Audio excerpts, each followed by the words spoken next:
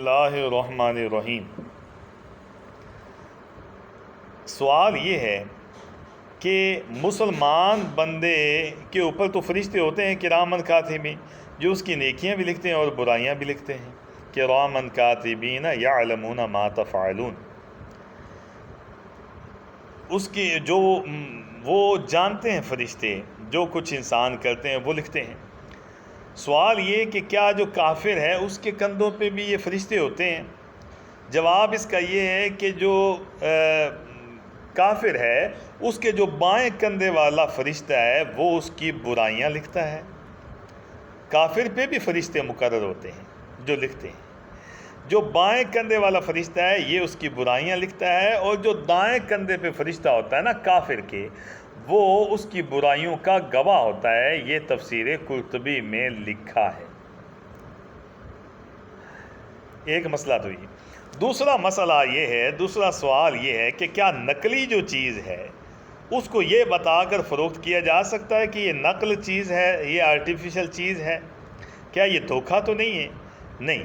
جواب یہ ہے کہ نقل چیز کو نقل کہہ کر بیچنا کہ یہ نقلی ہے، یہ 2 نمبر ہے، یہ چیز اتنے کی ہے، یہ 1 نمبر یہ چیز اتنے کی ہے، یہ کہہ کے خرید و فروخت کرنا، تجارت کرنا، یہ جائز عمل ہے، اس میں کوئی گناہ نہیں ہے۔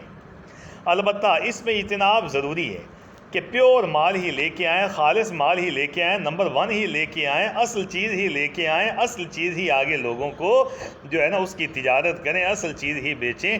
اجتناب بہتر ہے، کیونکہ ہو سکتا ہے ایک نقل چیز ہے، آپ تو اس ایماندار ہیں، اس کو بتا رہے ہیں کہ یہ نقل چیز ہے، یہ نقلی ہے، یہ آرٹیفیشل ہے، اس کو تو آپ نے بیچ دیا۔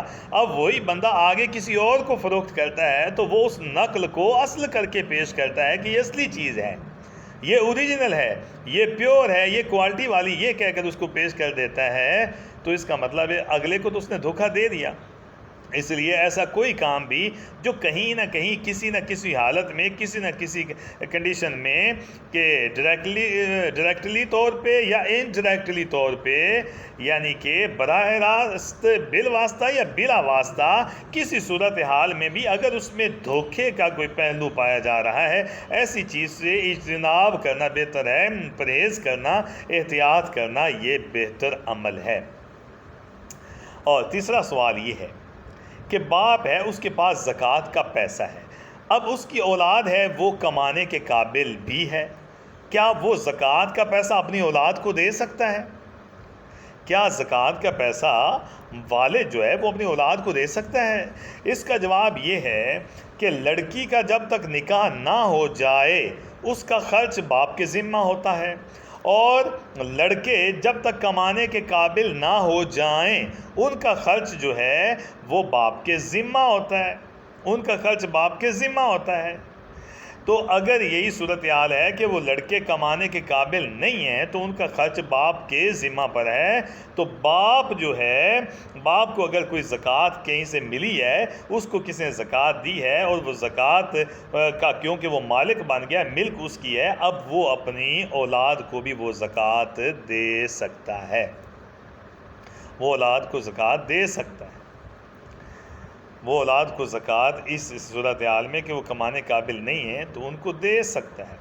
لیکن اگر اولاد ہو جائے کمانے کے قابل تو پھر والد ان کو زکوٰۃ نہیں دے سکتا۔ والد ان کو زکوٰۃ کا پیسہ اس کو ملا ہے کہیں سے تو وہ زکوٰۃ کا پیسہ اولاد پہ خرچ نہیں کرے گا۔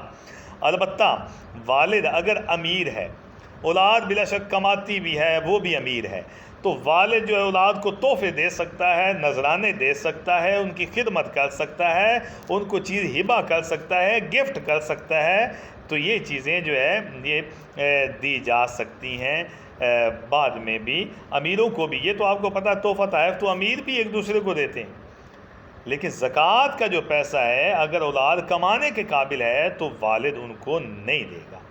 اس کے علاوہ کہ بیٹی کا جب تک نکاح نہ ہو جائے اس کا جو خرچ ہے وہ باپ کے ذمہ ہے، لیکن اگر اولاد کمانے کے قابل ہو جائے تو پھر باپ کے ذمہ ان کا خرچ نہیں ہوتا۔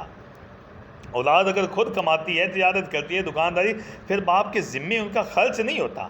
میراث میں تو وہ حصے دار بنیں گے، وراثت میں تو وہ حصے دار بنیں گے، جو اس کی جائیداد ہے اس میں تو وہ حصے دار بنیں گے، لیکن ان کے براہ راست جو خرچ ہے اس کا ذمہ باپ پہ نہیں ہوتا۔ وہ نہ بھی دے اس کو گناہ نہیں ہے۔ اب وہ بالغ اولاد خود اپنا کماتی ہے، کما رہی ہے، تو وہ ان کا وہ خود اپنے جو ہے نا وہ پیسے خرچ کریں، لیکن اگر وہ خود کما نہیں سکتے اتنی دیر تک باپ کے ذمے ہوتا ہے۔ اگر باپ ان کا خرچہ نہ کرے تو باپ کو گناہ ہوگا۔ بچی کا جب تک نکاح نہ ہو جائے، باپ خرچہ نہ کرے تو باپ کو گناہ ملے گا۔